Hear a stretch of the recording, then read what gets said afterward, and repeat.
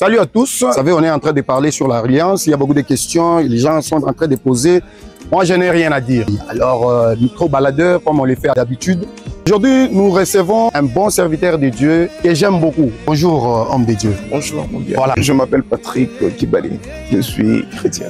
Dans notre micro-baladeur, on a des questions qu'on pose beaucoup de gens sur l'alliance. D'abord, nous voulons savoir, selon vous, l'alliance, c'est quoi? Et ici, nous parlons de Dieu. L'alliance, c'est l'union de Dieu avec un homme ou avec deux hommes. C'est un engagement que Dieu prend de vivre avec les hommes. Comment ça? On peut comprendre ça comment? Totalement basique.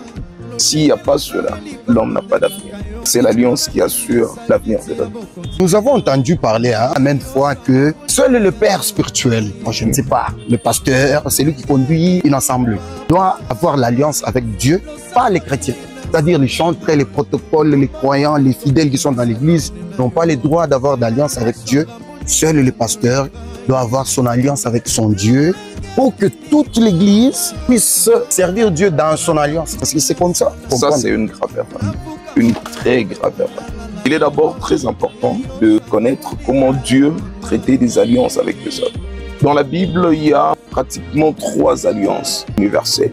Il y a des alliances universelles et il y a des alliances personnelles ou particulières qui peuvent engager Dieu seulement avec un individu.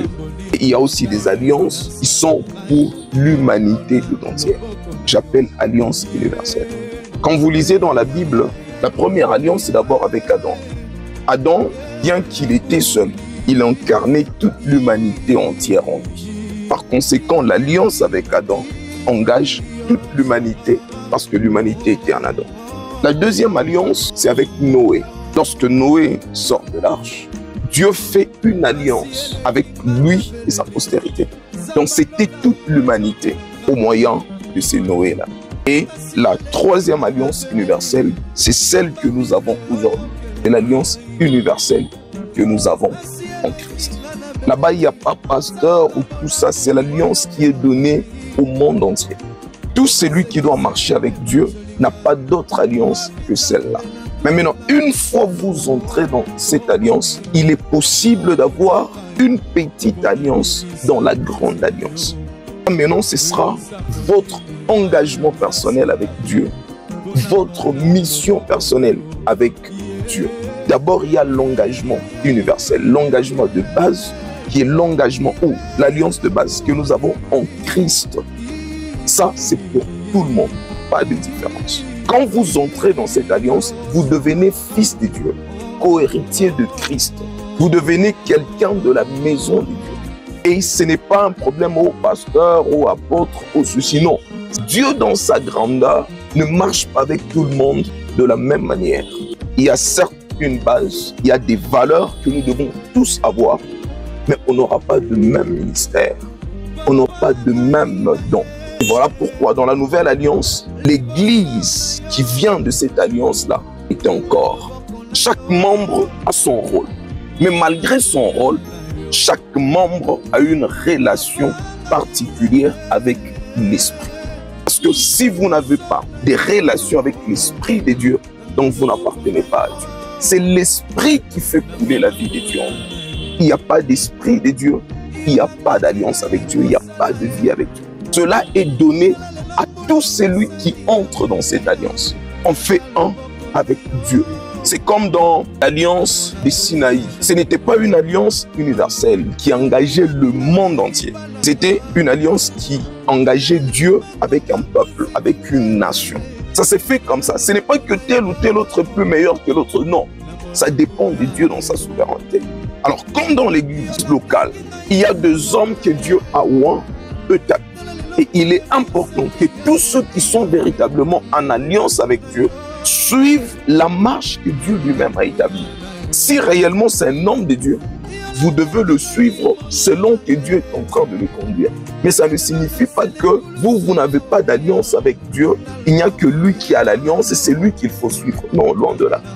La Bible dit, l'Esprit vous enseignera toutes choses. L'Esprit, quand il vient, il doit nous parler. C'est lui qui doit nous montrer si nous sommes des dieux ou pas.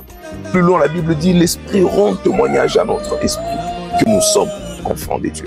Si votre foi est authentique en Dieu, l'Esprit le manifestera en vous. Et vous allez marcher avec cette assurance. Parce que la foi véritable vient de la vérité. Alors, quiconque a la foi véritable a la connaissance de la vérité. L'alliance avec Dieu, c'est l'opportunité que Dieu donne à l'humanité de faire un même esprit avec lui. S'il n'y a pas cela, l'homme est voué à la chute totale, à la perdition et à l'enfer.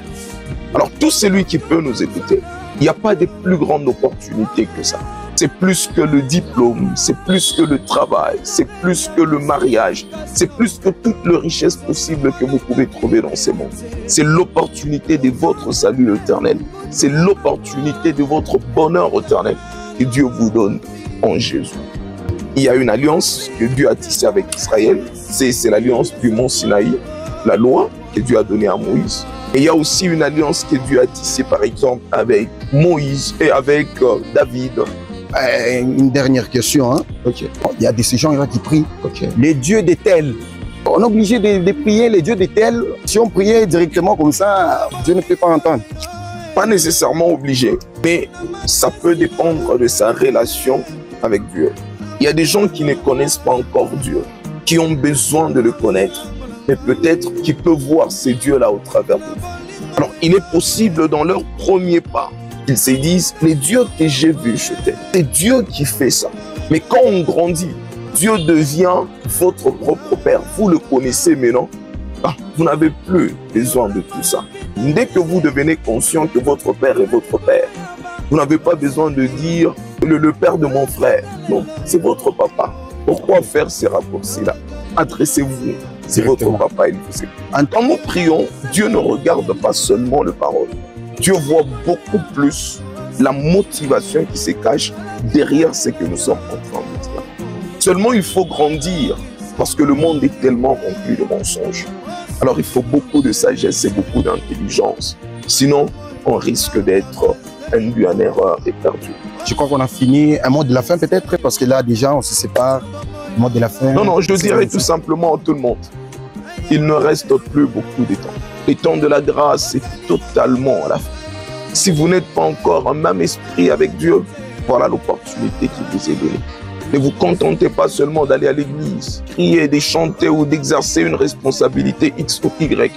Mais rassurez-vous que vous êtes en même esprit avec Dieu, que vous êtes conduit par l'esprit. Car c'est ça véritablement l'alliance avec Dieu. C'est l'union, de manière à ce que vous soyez sauvés et que vous jouissiez du bonheur éternel. Que Dieu nous donne en Jésus-Christ pour toute l'éternité. Soyez donc bénis au nom de Jésus. Merci pour m'avoir reçu. C'est moi qui vous remercie. Merci. Adieu soit tout. Merci.